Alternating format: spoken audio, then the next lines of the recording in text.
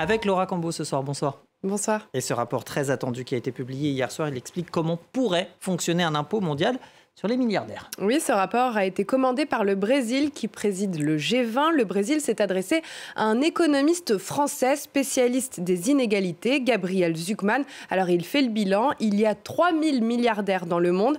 Leur richesse est estimée à plus de 14 000 milliards de dollars selon le magazine Forbes.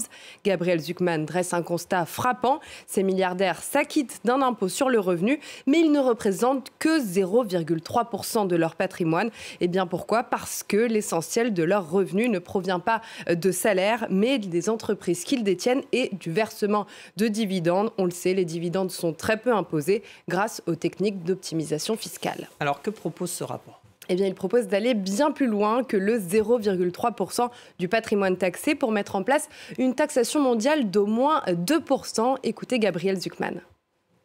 Beaucoup payent zéro ou presque, certains payent un peu plus. Quelqu'un qui paierait déjà beaucoup d'impôts n'aurait rien de plus à payer, mais un milliardaire qui aujourd'hui ne paierait zéro devrait payer une surtaxe d'impôt sur le revenu en quelque sorte pour s'assurer que, tout compris, ces impôts s'élèvent à au moins 2% de sa fortune. Alors Anthony, dans le détail, les pays participants seraient libres d'appliquer ce minimum de 2%, soit en mettant en place un impôt national sur la fortune, soit en intégrant les actifs financiers à l'impôt sur le revenu. Ça permettrait à l'échelle mondiale de gagner entre 200 et 250 milliards de dollars de revenus fiscaux par an. Alors, comment mesurer la richesse disséminée dans le monde entier ? Les œuvres d'art, les yachts, les maisons de luxe, etc., ça ne représente quasiment rien.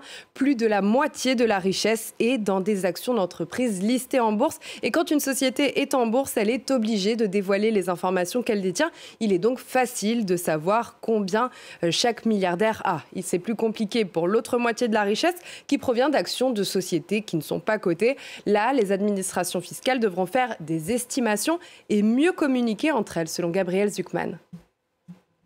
En s'appuyant sur les progrès qui ont été réalisés en matière de coopération internationale ces 15 dernières années, l'échange automatique d'informations bancaires, en s'appuyant sur ces progrès, on peut aujourd'hui être en bonne position pour créer cette nouvelle norme, ce nouvel impôt commun minimum de 2% sur les milliardaires mondiaux. On a beaucoup plus d'informations aujourd'hui qu'il y a 15 ans sur leur fortune.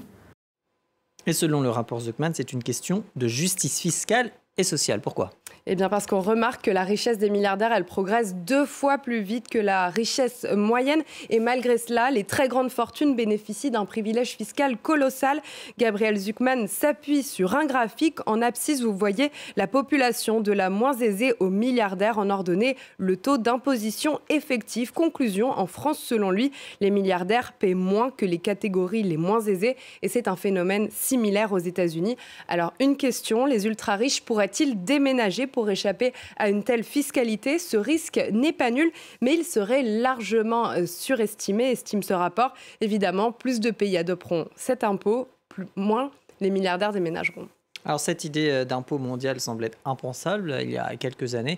Elle a fait du chemin. Oui, puisqu'en 2021, plus de 130 pays se sont mis d'accord sur le principe d'une taxe minimale de 15% sur les multinationales. Alors certes, cette taxe peut sembler insuffisante. Certains pays ne l'appliquent pas, mais elle existe et elle permet de récolter des centaines de milliards de dollars chaque année. Le Brésil, à la présidence du G20, se base justement sur cette taxe mondiale sur les multinationales pour défendre la taxe mondiale pour les milliardaires. C'est une taxe qui est aussi défendue par la France, l'Espagne, l'Allemagne, la Belgique, l'Afrique du Sud, etc. Alors certes, ça s'annonce plus compliqué avec les États-Unis qui ne participent déjà pas à la taxe mondiale sur les multinationales. En tout cas, on va parler de ce rapport très bientôt puisque dans un mois, il y a des réunions des ministres des Finances du G20. On verra si cet impôt mondial pourra voir le jour. Un œil sur les marchés pour terminer.